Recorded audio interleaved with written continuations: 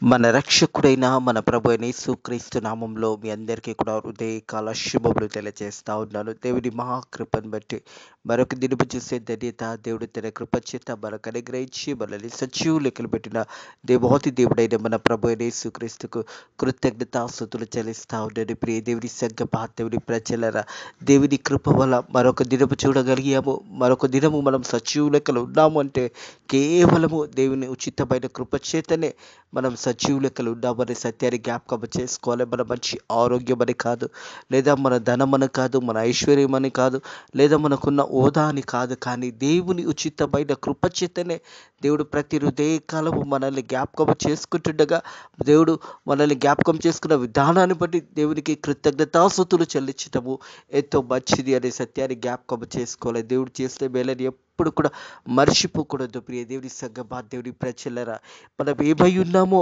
దేవుని కృప వల్లనే ఉన్నాము.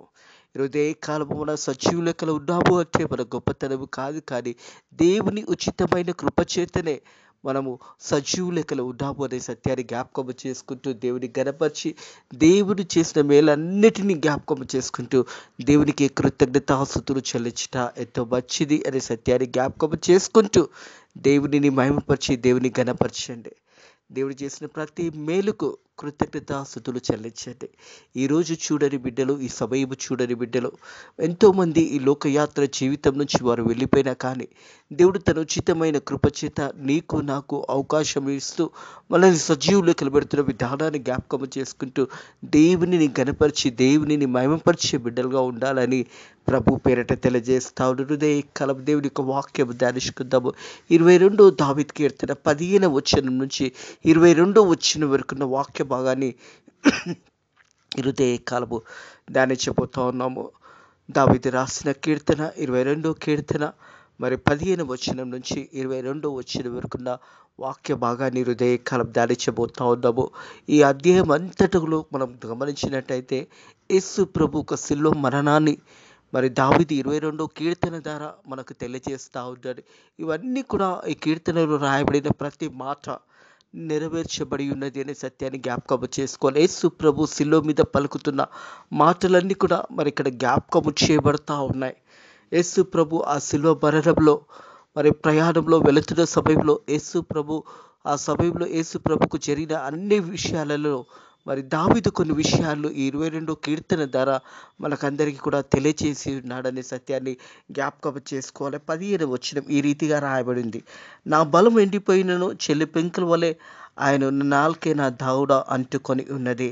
ప్రియ దేవుని సంగమా దేవుని ప్రజలరా, సిలువలో పలుకుతున్న 5వ మాట నేను దప్పికొనిచున్నాను అనే మాట, యేసే పలికిన మాట మనందరికీ తెలిసిన మాట. 22వ దావీదు కీర్తనలు కూడా 15వ వచనంలో చూసినట్టయితే నా బలము ఎండిపోయినది చెల్లి పింక వలె ఆయన నా నాలుకే నా దావుడ అంటుకొని ఉన్నది. నీవు నన్ను పేతాల భూమిలో పడవేసి ఉన్నావు. కుక్కలు నన్ను చుట్టుకొని ఉన్నాయి. దుర్మార్గులు గుంపు కూడి నన్ను ఆవరించి ఉన్నారు. వారు నా చేతులను నా పాదములను పొడిచి ఉన్నారు.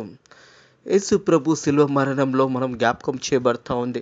యేసు ప్రభు 2 చేతులకు మేకులు కొట్టబడి ఉన్నాయి, కాళ్ళకు ఆ మేకులు కొట్టబడి ఉన్నాయి. శరీరం అంతా కూడా రక్తము ముద్దగా మారిపోయినది. ప్రియ దేవుని సంగమా దేవుని ప్రజల ఎందునిత్యము అని మనం గమనించినట్టయితే యెషయా గ్రంథము 53వ అధ్యాయము యెషయా గ్రంథము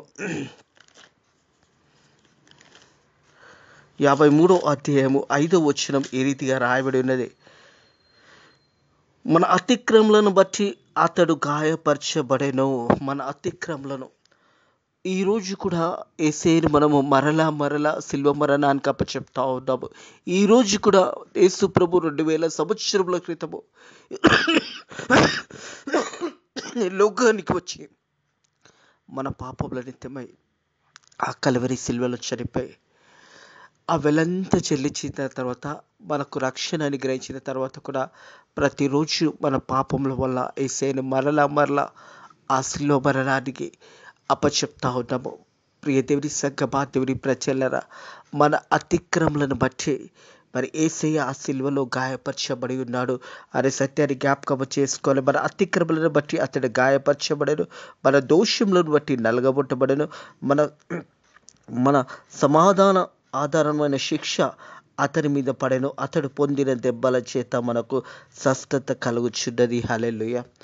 అతడు పొందిన దెబ్బల చేత మనకు స్వస్థత కలుగుచున్నది. మనం చూసినట్టయితే పేతురు రాసిన మొదటి పత్రికలో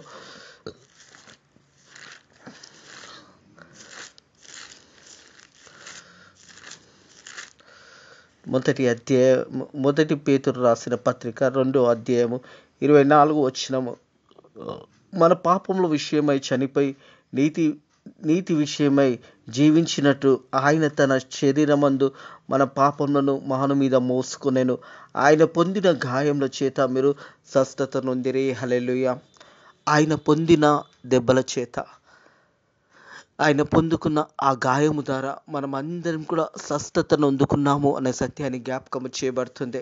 మనం చూసినట్టయితే యెషయా గ్రంథం 53వ అధ్యాయం 5వ వచనం ప్రకారం, అలాగే చూసినట్టయితే మొదటి పేతురు రాసిన పత్రిక 2వ అధ్యాయం 24వ వచనంకి కింది భాగంలో చూసినట్టయితే ఆయన పొందిన గాయముల చేత మీరు స్వస్థత నొందిరి. ఈరోజు కూడా దేవుడు ఆయన చేతుల కింద మనకు స్వస్థత ఉన్నది. యేసయ్య ఒక చేతుల కింద మనకు రక్షణ ఉన్నది. యేసయ్య ఒక సన్నిధిలో మనం నిలిచినట్టయితే మనం గొప్ప రక్షణను మనం పొందుకోగలుగుతాము అనే సత్యాన్ని జ్ఞాపకం చేసుకోవాలని ప్రభు పేరట తెలియజేస్తా ఉన్నాడు. ప్రియ దేవుని సంగమా, దేవుని ప్రజల, దేవుడిచ్చిన గొప్ప రక్షణను మనం పొందుకున్నామన్న సత్యాన్ని జ్ఞాపకం చేసుకోవాలి. అలాగే తిరిగి 22వ కీర్తనకు వచ్చినట్టయితే 17వ వచనం చూసినట్టయితే, నా ఎముకలన్నీ కూడా నేను లెక్కింపగలను, వారు నిదానించి నన్ను తేర చూచుచున్నారు అనే మాట జ్ఞాపకం చేయబడుతుంది. మనం చూసినట్టయితే 23 లూకాసు వార్త 23వ అధ్యాయం 35వ వచనం చూసినట్టయితే, లూకాసు వార్త 23వ అధ్యాయము 35వ వచనం చూసినట్టయితే,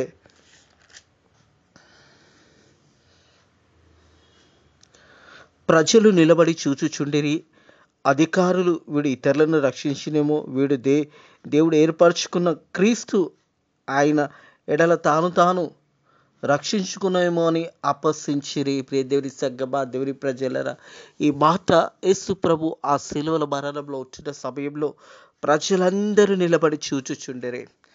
యేసయ్యను ఆ సమయంలో ఆ శిలువ మరణంలో ఉంటుండగా యేసయ్య యొక్క ఆ సమయంలో యేసయ్యను చూసి కొంతమంది అనుకుంటున్నారు, ఇతడు దేవుని కుమారుడు అని చెప్పుకుంటున్నాడు కదా, ఇతన్ని రక్షిస్తారేమో అని వారు అపహసించుకున్నారు. ఎవరైనా వచ్చి యేసయ్యను విడిపిస్తారేమో అని ప్రజలందరూ కూడా అపహసించి ఉన్నారు. కానీ దేవుడు ప్రభు యేసుక్రీస్తు ఎందుకు ఈ లోకానికి వచ్చాడంటే, మన అతిక్రమలను బట్టి, మన దోషములను బట్టి యేసయ్య నలుగగొట్టబడి ఉన్నాడు అనే సత్యాన్ని జ్ఞాపకం చేసుకోవాలి. మనం చూసినట్టయితే యెషయా గ్రంథము 53వ అధ్యాయము, యెషయా గ్రంథము 53వ అధ్యాయంలో చూసినట్టయితే,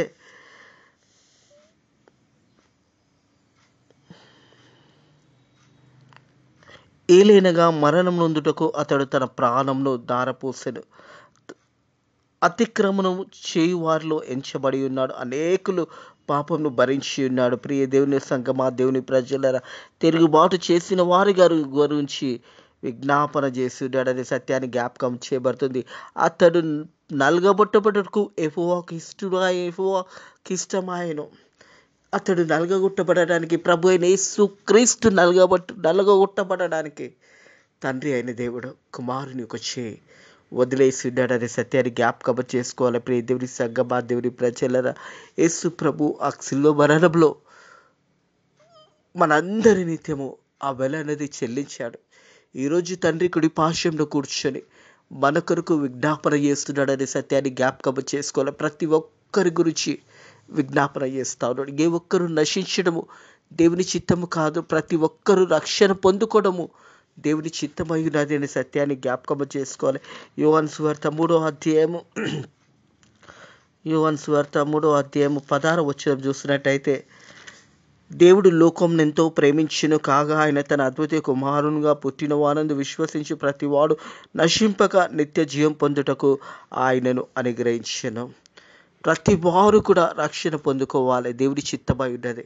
ప్రతి వారికి సువార్త ప్రకటించబడాలి. అందుకే అంటే ఇక్కడ సర్వలోకానికి వెళ్ళి సర్వ సృష్టికి సువార్త ప్రకటించండి అని. ప్రతి వాని చెవులు దేవుని మాటలు వినుగాక, ప్రతి నాలుక ప్రభు యేసుక్రీస్తే నిజమైన దేవుడు అని ఒప్పుకొనుగాక.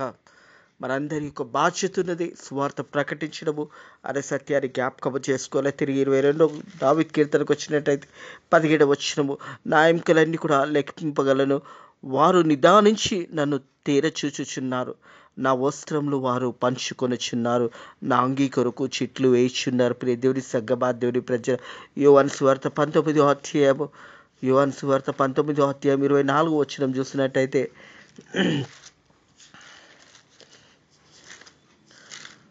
యోహాను సువార్త 19వ అధ్యాయము 24వ వచనము, వారు దాని చింపగా అది ఎవనికి వచ్చును అని దానికోసము చిట్లు వేయుదుమని ఒకరితో ఒకరు చెప్పుకొనిరి. వారు నా వస్త్రములు తాములో పంచుకొనక నా అంగీ కోసము చిట్లు వేసిరి అని లేఖనం నెరవేర్చినట్టు ఇది జరుగును. ప్రియ దేవుని సంగమా, దేవుని ప్రజలరా, యేసు ప్రభు ఆ శిలువ మరణంలో ఉంటుండగా యేసు ప్రభు వేసుకున్న వస్త్రం గురించి ఎవరికి దొరుకును అని వారు చిట్లు వేసుకొని ఆ సంఘటన యేసు ప్రభు శిలువ మరణ సమయంలో జరిగినది. ఇది 22వ దావీదు కీర్తనలో కొన్ని వేల సంవత్సరముల క్రితమే ఈ యొక్క మాటలు అన్నది ఇక్కడ రాయబడి ఉన్నాయి. యోహాను సువార్త 19వ అధ్యాయంలో ఈ మాట నెరవేర్చబడి ఉన్నది అనే మాట జ్ఞాపకం చేయబడుతుంది. వారు దానిని చింపగా అది ఎవనికి వచ్చును అని ఆ దానికోసము చిట్లు వేయదమని ఒకరితో ఒకరు చెప్పుకొని వారు వస్త్రములను వారు నా వస్త్రములు తాములో పంచుకొని నా అంగీ కొరకు చిట్లు వేసిరి, అది లేఖనం నెరవేర్చినట్టు ఇది జరిగేను. లేఖనాలు నెరవేర్చినట్టుగా ఇది జరిగింది. 22వ దావీదు కీర్తనలో దావీదు మహారాజు రాసిన ఈ కీర్తనలో ఈ మాటలను ముందుగానే తెలియజేసింటాడు. ప్రియ దేవుని సంగమా, దేవుని ప్రజల, శిలువ మరణంలో యేసు ప్రభు ఎలాంటి మరణం పొందబోతున్నాడో, తన వస్త్రముల గురించి వారు చిట్టీలు వేసుకున్నారు అనే మాట మరి ఆనాడే దావీదు 22వ కీర్తన ద్వారా తెలియజేసింటాడనే సత్యాన్ని జ్ఞాపకం చేసుకోవాలని ప్రభు పేరిట తెలియజేస్తా ఉన్నాను. కింది వచ్చినప్పుడు చూసినట్టయితే, నా వస్త్రములు వారు పంచుకొనుచున్నారు, నా అంగీ కొరకు చిట్లు వేయిచున్నారు, యెహోవా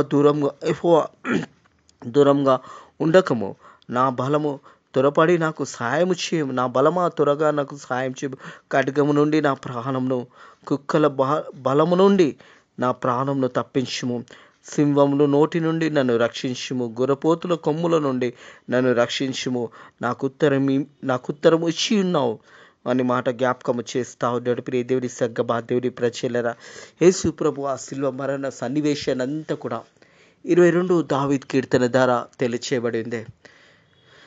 22వ కీర్తన యేసు ప్రభు శిలువ మరణాన్ని సూచిస్తూ ఉంది. యేసు ప్రభు ఆ మరణ సమయంలో తండ్రి కుమారుని యొక్క చేయి విడవడము మనం మొదటి వచనంలో చూస్తాము. నా దేవా నీవు ఎలా నన్ను విడిచితివి, నన్ను రక్షింపక నా ఆర్తదని వినక నువ్వెలా దూరంగా ఉన్నావు అనే మాట. ఈ యొక్క 22వ అధ్యాయం అంతా కూడా మనము జాగ్రత్తగా చదివినట్టయితే యేసు ప్రభు ఆ చివరి క్షణాలలో యేసు ప్రభు ఆ శిలువ మరణంలో ఉన్న సన్నివేశాలన్నీ కూడా మనకి ఇక్కడ జ్ఞాపకం చేయబడతాయి. ప్రియ దేవుని సంగమా, దేవుని ప్రజలరా, 22వ వచనం చూసినట్టయితే, నీ నామము నా సహోదరులను ఘనపరచెదను, సమాజ మధ్యంలో నిన్ను స్తుతించెదను అనే మాట జ్ఞాపకం చేయబడుతుంది. యేసు ప్రభు దప్పిగొనుచున్నాడు శిలువ ఆ మరణంలో. నా ఎముకలన్నీ కూడా లెక్కించగలను అనే మాట జ్ఞాపకం చేయబడుతుంది. ఎముకల స్థానాలన్నీ కూడా మారిపోయినాయి. అంతగా గాయపరచబడి ఉన్నాడు, అంతగా శరీరం అంతా కూడా రక్తము ముద్దగా మారిపోయినది. ప్రియ దేవుని సంగమా, దేవుని ప్రజ, నా ఎముకలన్నీ కూడా నేను లెక్కింపగలను, వారు నిదానించి నన్ను తేరిచూచున్నారు, నా వస్త్రంలో వారు పంచుకొని వచ్చినారు, నా అంగీ కొరకు చిట్టి వేయిచున్నారు, యెహోవా దూరంగా ఉండకము, నా బలమా త్వరపడి నాకు సహాయము చేయము, ఖడ్గం నుండి నా ప్రాణము, కుక్కల బలము నుండి నా ప్రాణమును తప్పించుము, సింహము నోటి నుంచి నన్ను రక్షించుము, గుర్రపోతుల కొమ్ము నుండి నన్ను రక్షించుము, నాకు ఉత్తరం నీ నామమును నా సహోదరులు గణపరిచి సమాజం మధ్య నిన్ను స్తుతించెదను. ప్రియ దేవుని సంగమా, దేవుని ప్రజలరా, దేవుడు చేసిన మేలుని ఎప్పుడు కూడా మర్చిపోకూడదు. ఈరోజు మనం రక్షించబడి ఉన్నాము. ఈరోజు దేవుడు మనల్ని విడిపించి ఉన్నాడు. ఈరోజు మనం పొందుకునే గొప్ప రక్షణ దేవుని ఉచితమైన కృప చేతనే మనం రక్షణ పొందుకున్నాము. మనం కట్టవలసిన వెలంతా కూడా యేసయ్య కల్వరి సిలువలో వెల చెల్లించాడు. నిన్ను నన్ను రక్షించడానికి, నిన్ను నన్ను విడిపించడానికి యేసయ్య ఈ లోకానికి వచ్చాడు. మన అతిక్రమలను బట్టి అతడు నలగగొట్టబడి ఉన్నాడు. తనలో ఏ పాపము లేదు, కానీ మన పాపంలో నిత్యమై యేసయ్య ఆ కల్వరి సిలువలో మరణం ద్వారా ప్రతి ఒక్క మానవుని యొక్క పాపం అనేది కొట్టివేయబడినది అనే సత్యాన్ని జ్ఞాపకం చేసుకోవాలని ప్రభు పేరిట తెలియజేస్తా ఉన్నాడు. ప్రియ దేవుని సంగమా, దేవుని ప్రజల రక్షణ అన్నదే యేసు ప్రభు రక్తము ద్వారా తప్ప వేరే ద్వారా ఎలాంటి రక్షణను పొందుకోలేవు అనే సత్యాన్ని జ్ఞాపకం చేసుకోవాలి. యేసే దగ్గరకు వచ్చి నువ్వు ప్రాయశ్చిత్తపడి, యేసే దగ్గరకు వచ్చి నీ పాపాలు ఒప్పుకున్నప్పుడే నీ పాపాలు క్షమించబడతాయి. ఏ మనుష్యుడు కూడా అధికారం లేదు పాపములు క్షమించడానికి. ఈ భూమి మీద సృష్టి ఏది కూడా నిన్ను క్షమించలేదు. ఆకాశం కానీ, భూమి కానీ, సముద్రం కానీ, నీళ్లు కానీ నీ పాపములను క్షమించలేవు అనే సత్యాన్ని జ్ఞాపకం చేసుకోవాలని ప్రభు పేరిట తెలియజేస్తాను. ఇదే కాలము ఒక గొప్ప వ్యక్తి గురించి కొన్ని మాటలు మీతో పంచుకోవాలని ప్రభు పేరిట ప్రేరేపించబడి ఉన్నాను. మార్టిన్ లూథర్ గారు. మరి మార్టిన్ లూథర్ గారు చూసినట్టయితే ప్రియ దేవుని సంగమా, దేవుని ప్రజలరా, 1483 నవంబర్ 10వ జన్మించాడు. మరణం చూసినట్టయితే మరి 1546 సంవత్సరము 1546 సంవత్సరం ఫిబ్రవరి 18న మరణం పొందాడు. రక్షణ అనుభవం చూసినట్టయితే 22 సంవత్సరంలో వయసులో మరి గొప్ప సేవకునిగా, గొప్ప దేవుని యొక్క పరిచారకుడిగా గొప్ప సేవ చేస్తున్నాడు. మార్టిన్ లూథర్ గారు మరి రక్షణ పొందుకున్న తర్వాత మరి దేవుని కొరకు జీవించి ఉన్నాడనే సత్యాన్ని జ్ఞాపకం చేసుకోవాలని ప్రభు పేరిట తెలియజేస్తూ ఉన్నాను. మార్టిన్ లూథర్ గారికి అనేక శ్రమలు వచ్చాయి. అతన్ని చంపాలని చూశారు. అతని ఆ సమయంలో రోమా ప్రభుత్వంలో ఉన్న పోప్ కానీ, మరి అధికారులు కానీ మరి మార్టిన్ లూథర్ గారిని చంపాలని ఎంతగా ప్రయత్నించినా కానీ వారి వల్ల కాలేకపోయినది. ప్రియ దేవుని సంగమా, దేవుని ప్రజల ఎందుకు మార్టిన్ లూథర్ గారిని చంపవలసి వచ్చిందంటే, మార్టిన్ లూథర్ గారు మరి ఆ సమయంలో పాపాలు క్షమించబడతాయని పోప్ నుంచి ఒక పత్రము తీసుకొని చనిపోయిన వారు కూడా రక్షించబడతారని కొన్ని పత్రాలు నమ్మేవారు. ఆ పత్రాలు కొని చాలామంది ప్రజలు మోసపోతున్న సమయంలో మార్టిన్ లూథర్ గారు వారందరినీ కూడా ఆ సమయంలో పోప్ని ఎదురించి మరి ఇది తప్పు, దేవుడు తప్ప ఎవరు కూడా ఏ మనుషునికి అధికారం లేదు పాపములు క్షమించడానికి అని ఆ గొప్ప సంస్కారాన్ని మరి మార్టిన్ లూథర్ గారు తీసుకొచ్చి ఉన్నారు. ప్రియ దేవుని సంగమా, దేవుని ప్రజల ఆ సమయంలో చూసినట్టయితే ఆ దినంలో ఉన్న రోమా కేథలిక్ సంఘము ధర్మాచారములను ఎదురించి పాప పరిహార పత్రాలు అమ్ముట, రాష్ట్రీయంగా రుణము చెల్లించడం ద్వారా మరి పరలోకంలో ఉన్న ఆత్మలు పరలోకంకు వెళ్తారన్నట్టుగా తప్పుని ఖండించి, వారు చేసిన తప్పునంతా కూడా ఖండించి ఆ సమయంలో వారికి ఎదురుగా నిలిచి ఇది చేస్తున్నది తప్పు అని వారి ఎదుట వారిని ప్రశ్నించి ఉన్నాడు. ప్రియ దేవుని సంగమా, దేవుని ప్రజలరా, మరి ఏ మనుష్యునికి కానీ అధికారం లేదు. ఏ మనుషునికి కూడా అధికారం క్రీస్తునందు విశ్వాసం ఉంచడం ద్వారా మన పాపములు క్షమించగలుగుతాయి. యేసయ్య రక్తము ద్వారానే మన పాపములు క్షమించబడతాయని మరి పోప్ని, అధికారులను ఎదురించి మరి మాట్లాడిన గొప్ప దైవ సేవకుడు మార్టిన్ లూథర్ గారు అనే సత్యాన్ని జ్ఞాపకం చేసుకోవాలని ప్రభు పేరిట తెలియజేస్తాను. పరలోకపు వెళ్ళటకు అనే సొత్తులను దూరంగా ప్రకటించి నిజమైన పశ్చాత్తాపం ప్రతివానికి పాపక్షమాపణ, పాపంలో మరి క్రీస్తు రక్తము ద్వారానే పాపములు క్షమించబడతాయి. ఏ మనుషునికి కూడా అధికారం లేదు. పోప్ ఆ సమయంలో కొన్ని పత్రాలు అమ్ముతూ చనిపోయిన వారు కూడా పరలోకానికి వెళ్తారు, ఈ పత్రాలను మరి తీసుకున్నట్టయితే అని పోపు అక్కడున్న సంఘంలో ఉన్న ఆ పెద్దలు అందరూ కూడా తెలియజేస్తున్నప్పుడు వారిని ఎదిరించి ధైర్యంగా సువార్త ప్రకటించాడు. ప్రియ దేవుని సంగమా, దేవుని ప్రజలరా, మరి ఆయన 1546 ఫిబ్రవరి 1862 సంవత్సరంలో తెల్లవారుజామున 3 గంటలకు గుండెపోటుతో మరణించి ప్రభు సన్నిధికి చేరబడి ఉన్నాడు. మార్టిన్ లూథర్ గారు గొప్ప దైవ సేవకుడు. మరి ఆ సమయంలో పోపులు కానీ మరి వారు దగ్గరికి వచ్చినప్పుడు మనుషుల యొక్క పాపాలు మేము క్షమిస్తాము, ఈ పత్రాలు మీరు కొన్నట్టయితే మీ పాపాలు క్షమించబడతాయని ప్రచారం జరుగుతున్న సమయంలో వారిని ఎదిరించి మరి నిజమైన దేవుడు ప్రభు అయిన యేసుక్రీస్తు తప్ప ఎవరు కూడా మనుషుని యొక్క పాపము క్షమించలేరు అని మార్టిన్ లూథర్ గారు ఎదురించి అనేకులని రక్షణ మార్గంలో నడిపించి ఉన్నాడనే సత్యాన్ని జ్ఞాపకం చేసుకోవాలని ప్రభు పేరిట తెలియజేస్తా ఉన్నాను. మరి ఆ సమయంలో రోమా గవర్నమెంట్ని అలాగే పోప్ని ఎదురించి మరి అనేక పత్రాలు రాసి నిజమైన దేవాది దేవుడు ప్రభు అయిన యేసుక్రీస్తే, మరి ఏ మనుషునికి కూడా అధికారం లేదు ఈ లోకంలో, ఈరోజు కూడా ఏ మనిషినికి కూడా అధికారం లేదు, ఏ మనుషుడు కూడా ఎవరి పాపములు క్షమించలేడు. యేసయ్య రక్తము ద్వారానే పాపాలు క్షమించబడతాయి అనే సత్యాన్ని జ్ఞాపకం చేసుకోవాలి. ఎక్కడో పోయి మునిగితే, ఎక్కడో పోయి ఆ నీళ్ళలో మునిగితే మన పాపాలు క్షమించబడతాయి అని చాలామంది వెళ్తూ వచ్చారు. అలా వెళ్ళిన వారు ఎవరి పాపములు కూడా క్షమించబడవు అనే సత్యాన్ని జ్ఞాపకం చేసుకోవాలి. ఎందుకంటే సృష్టికర్త అయిన సృష్టిని ఏర్పాటు చేసిన దేవాది దేవుడే తప్ప వేరే మార్గం లేదు. నేనే మార్గము, నేనే సత్యము, నేనే జీవం, నా ద్వారా తప్ప ఎవడు కూడా నా తండ్రి ఇంటిలో ప్రవేశింపలేడని యేసయ్య చెప్పిన మాట. ఇదే కాలము మన పాపాలు క్షమించబడాలి అంటే యేసయ్య రక్తంలో కడగబడితేనే నీ పాపాలు క్షమించబడతాయి.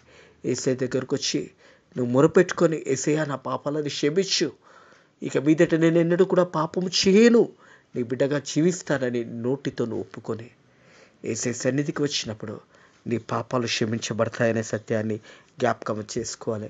ఈ సమయంలో మార్టిన్ లూథర్ గారిని జ్ఞాపకం చేయబడతా ఉంది. ఎదిరించాడు అనేక సమయంలో. మరి అనేకులు పోపుల దగ్గరికి వెళ్తున్నప్పుడు అది తప్పు అని ఖండించాడు. అతన్ని చంపాలని ఎన్నో ప్రయత్నాలు చేసినా కానీ అతని స్నేహితులు మరి అతని దాచిపెట్టి 1 సంవత్సరం పాటు దాచిపెట్టి తర్వాత మార్టిన్ లూథర్ గారు అనేక పత్రాలు రాసి యేసు ప్రభువే నిజమైన దేవుడు, యేసు ప్రభు తప్ప వేరేది ఏది కూడా మనిషిని యొక్క పాపంలో క్షమించబడవు, యేసు రక్తంలోనే కడగబడితే మన పాపాలు క్షమించబడతాయని మరి సంస్కారంలో తీసుకొని వచ్చి మరి పోపుని ఎదురించి నిలబడి మనందరికీ నిజమైన దేవుడు ప్రభు అయిన యేసుక్రీస్తే అని పరిచయం చేసిన గొప్ప వ్యక్తే మార్టిన్ లూథర్ గారు. ఇటు మాటలు కాలం దేవుడు మీ ఉదయాలలో దీవించి ఆశీర్వదించి మిమ్మల్ని బలపరిచి ధైర్యపరిచి ముందుకు నడిపించును గాక. ఆమేన్. ప్రార్థన చేసుకుందాము. పరిశుద్ధుడా దేవానికి ధన్యములు స్తోత్రములు తండ్రి. 22వ కీర్తన 15వ వచనం నుంచి 22వ వచనం వరకు కాలం మాతో మాట్లాడి మరొకసారి యేసయ్య నువ్వు సిలువలో పలుకుతున్న మాటలను మాకు జ్ఞాపకం చేసి తండ్రి ప్రభా నేను తప్పికొనిచున్నాను అనే మాట, నువ్వు పలికిన మాటను 22వ కీర్తన ద్వారా మాతో మాట్లాడి నీ ఎముకలన్నీ కూడా నాయన ప్రభా నేను లెక్కింపగలను అని నాయన దావీదు ద్వారా 22వ కీర్తన ద్వారా నీ సిలువ మరణంలో మరొకసారి మాకు జ్ఞాపకం చేసినందుకు నీ కృతజ్ఞతాస్తుతులు చెల్లిస్తున్నాం. మా అతిక్రమలను బట్టి నువ్వు నలుగగొట్టబడి ఉన్నావు, మా పాపంలో నిత్యమై తండ్రి నువ్వు రక్తము ముద్దగా మారిపోయినావు యేసయ్య. వాళ్ళని విడిపించడానికి తండ్రి ప్రభా మా కొరకు వచ్చిన దేవా నీకు వందనములు స్తోత్రములు తండ్రి ప్రభా. మరలా నిన్ను సిలువ వెక్కియకుండా నాయన నీ సాక్షులంగా నీ పరిచర్యలో నీ సేవలో పాలు పంచుకొని అనేకులకు సువార్త ప్రకటించే బిడ్డలుగా మనను దీవించండి, ఆశీర్వదించండి. నాయన నీ పరిచర్యలో అనేకులకు సువార్త ప్రకటించే ధన్యతను మాకు ఇచ్చినందుకు కూడా నీ కృతజ్ఞతాస్తుతులు చెల్లిస్తున్నాను.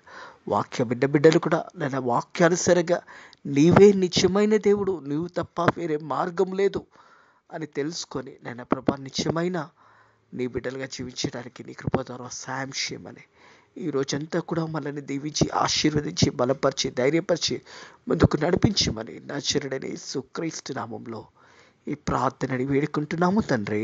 ఆమేన్. మన తండ్రి యొక్కయో కుమారుని యొక్కయో పరిశుద్ధాత్మ యొక్కయో త్రియేక దేవుని సకల దీవెనలు ఆశీర్వాదాలు మీకును మీ పిల్లలకును ఇప్పుడు ఎల్లప్పుడూ సదాకాలము తోడైండును గాక. ఆమేన్.